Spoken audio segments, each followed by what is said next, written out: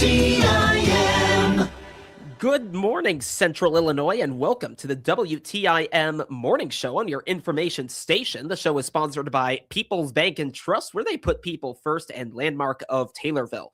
I'm your host, Reed Kamai, and we start things off today with the folks at the Taylorville Food Pantry. And I've got the Taylorville Food Pantry's co-coordinators with me in studio. I'll introduce each of them one at a time for you. We start off over on my left with Amy Hagan. Amy, thanks for coming on this morning. Good morning, Reed. Always nice to be with you. Yeah, it's always good to be with you as well. And then over to my right, we have Pam Moses. Pam, thank you as well. Thanks, Reed. Always a pleasure. Yes, it's a pleasure to talk to you too. So, yeah, great to have you two on. Let's start by taking a look at the numbers from the last month and the time frame you've got. What do you have to share with us this morning? Well, May numbers were almost exact to April, 434 families. So within 6 of our April numbers, our individuals that represented was 1,221, and the new number continues to stay up there, 38. So we continue to have consistency in our numbers. We do expect numbers to go up for the summer. That is not abnormal. Kids are home. They're not getting the free lunch at school, and there's more meals to serve at home. So we normally expect June, July, and August to be big, and August is our second largest normally during the year, and we figure that's because of school registrations that take a little more money out of the pocket. Yeah, that's right. So, yeah, a lot going on there in terms of the numbers. You maybe mentioned this and maybe I just missed it. I know you said May was similar to April. Do you have like the comparison to last May? Probably somewhere in this pile, but Okay. yeah, last May was 415, so within 20 of this May's number, so pretty consistent. Okay, pretty consistent, yeah. And I know you've talked before about how like the consistency kind of helps you plan. Have you noticed kind of the ease in planning this month as well? Well, I mean, at this point, we've been in the seat since October of 2017. So there's pretty much consistency of, how it's ran and what we buy and what we need. And sometimes the issue is more of availability of what's out there versus what we're trying to do. Yeah, so just keeping up with that availability is seems like what it's all about.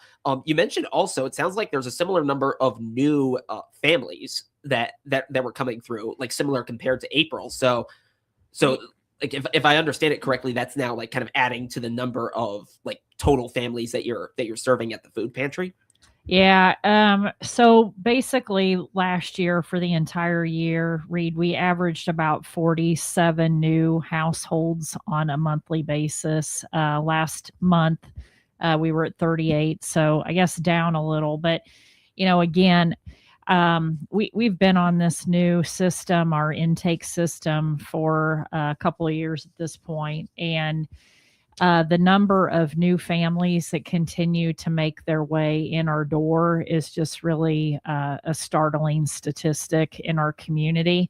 I do know anecdotally, our Tuesday crew volunteers had informed me last week that they saw a number of new people last Tuesday, people that hadn't been in our food pantry for anywhere from 9 months or more. In some cases, there was at least one household I know of that hadn't been visiting us for at least 2 years, which is extraordinary. I asked for a little bit more information about why that is, and apparently, as you would guess, the cost of fuel, the cost of groceries, that people are at their breaking point and they just can't do it on their own anymore. They make their way into us and we provide them with that buffer that they need to be able to get by. So, when you hear stories like that and you're looking face to face with the neighbors that come through our door and they're saying these things very candidly, these are difficult words to say when you need help. And the fact that we continue to be there after so many years organizationally, to provide support in this community, in this county. I can't say enough. Gratitude to the community for their support, and gratitude to our volunteers. They continue to show up and continue to enable us to provide the level of service and the foodstuffs that we're able to for our neighbors.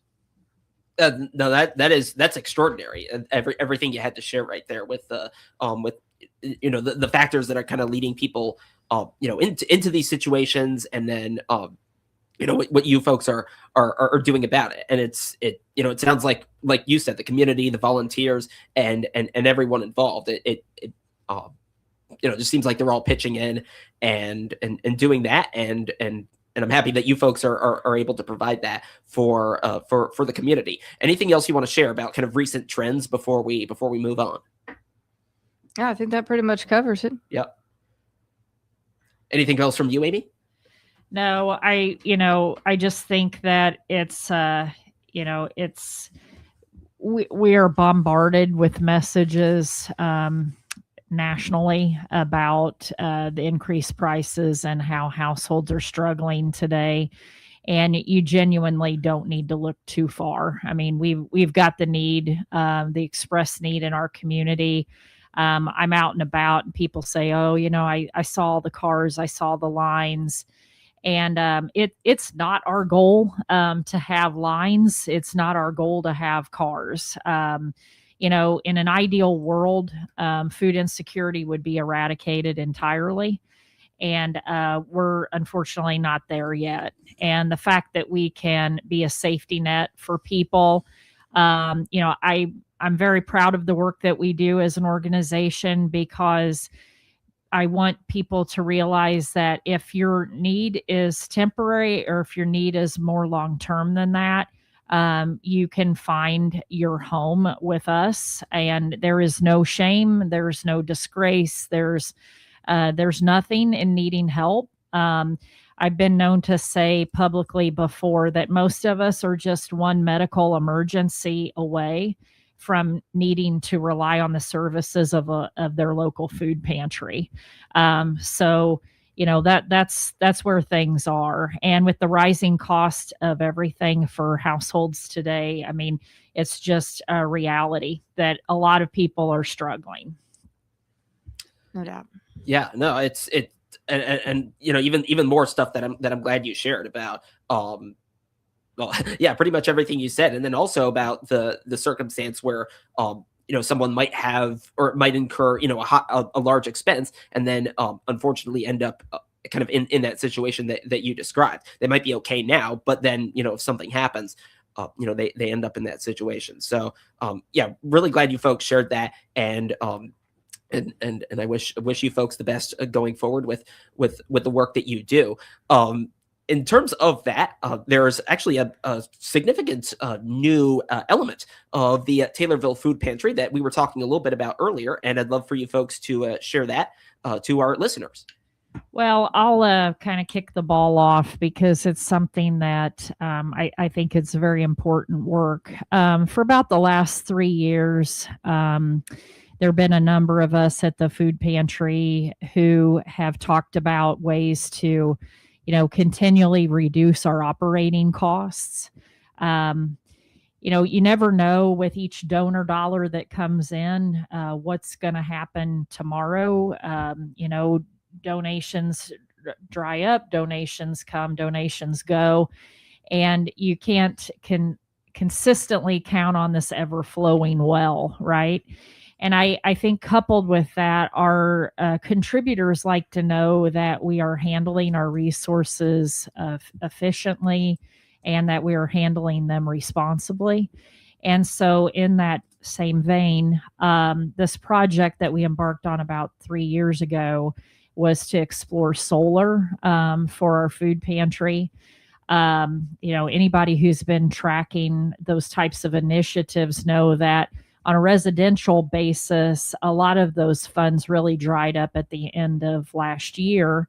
However, for non-for-profit organizations such that we are, there's still monies available. It just so happens that because we are in a low income community, former coal mining community, that those various attributes, coupled with the fact that we are a non-for-profit, enable us to take advantage, kind of like stack the benefits, so to speak. And we've about made this thing as affordable as it possibly can be with tax credits and things of that nature. So we decided to just go for it, and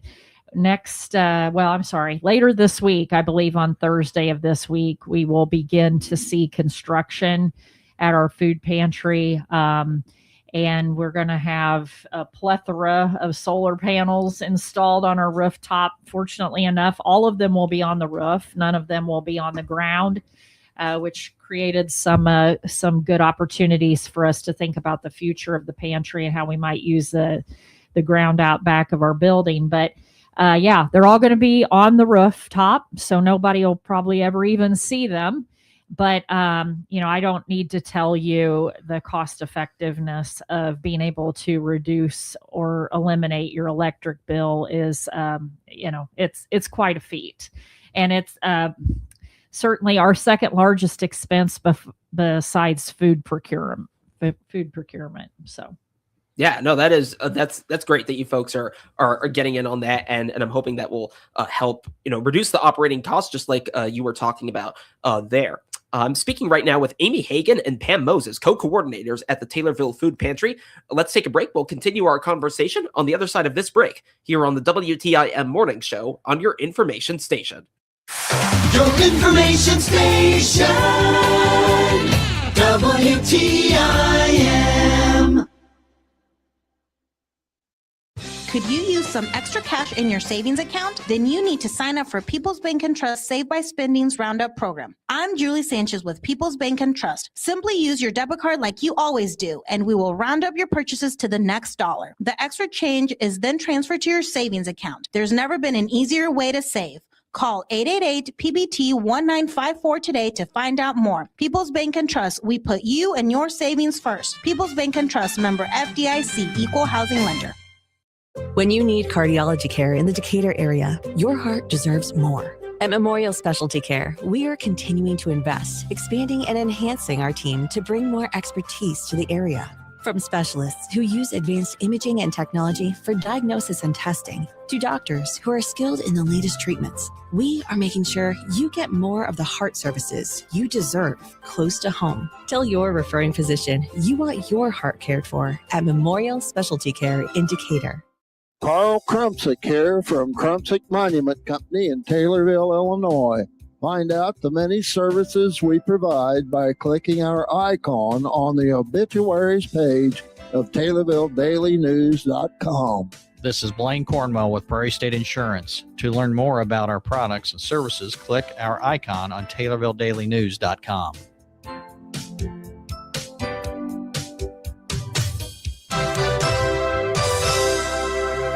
Here are the contest rules for our stations. We allow one person per household to win any prize from the radio stations in a 30-day period. Unless otherwise stated, all prizes to Christian County winners are to be picked up within 2 weeks at the studios at 918 East Park in Taylorville. Our office hours are 8 a.m. to 2 p.m. weekdays. Winners outside of Christian County will have their prize mailed. Any cash prize is mailed within 30 days of winning. Only if cash winners call our business line within 2 weeks of their name being drawn to provide their mailing address. Employees and their families of regional radio are not eligible to participate or win any contest.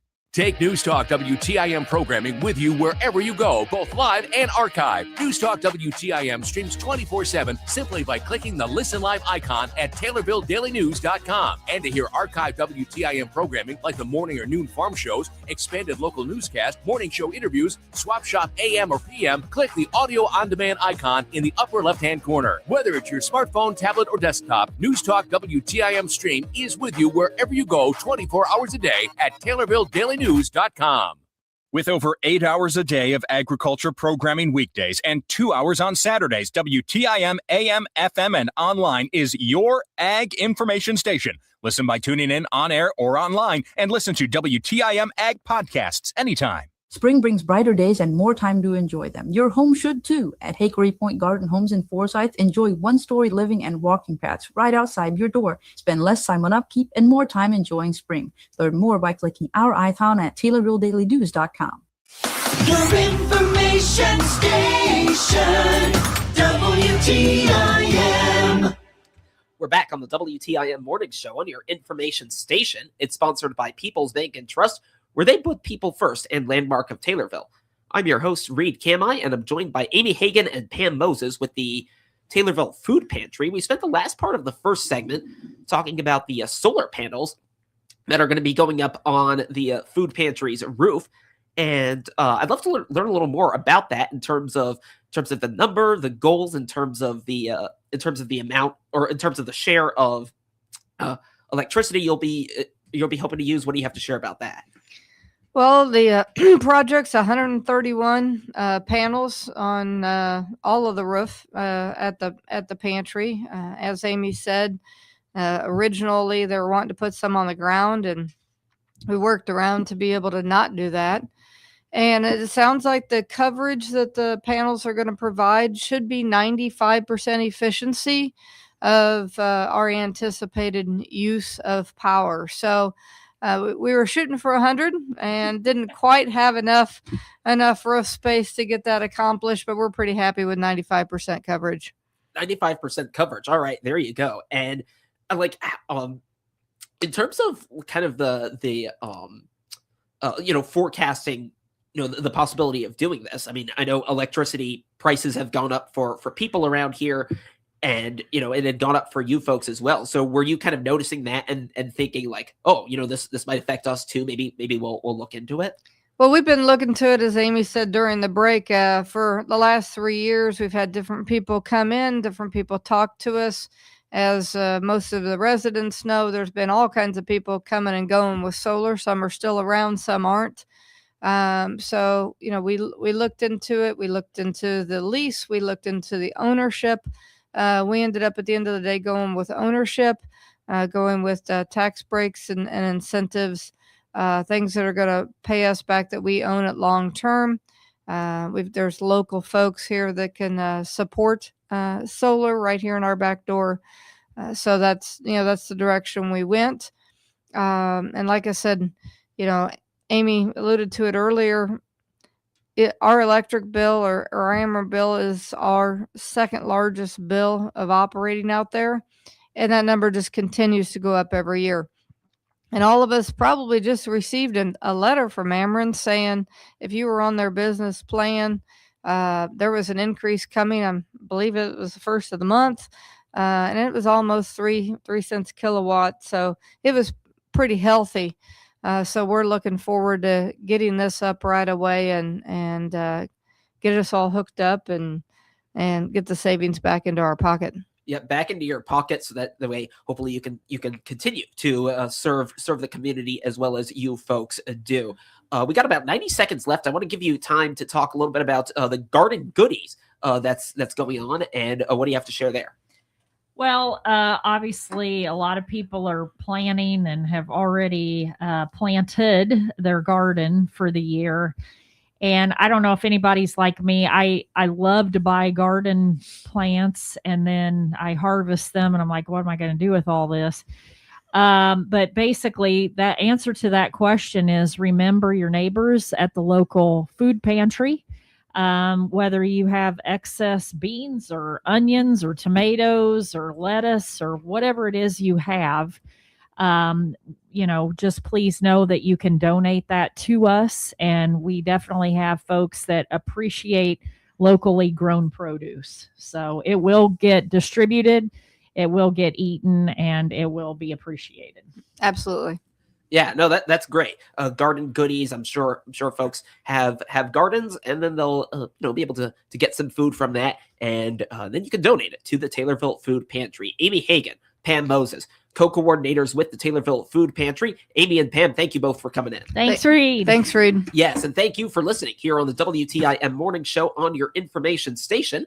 We'll have another conversation coming up in about 10 minutes, so please stay tuned. You're listening once again to WTIM, your information station. The Big 870 WTIM Assumption Taylorville. 96.1 FM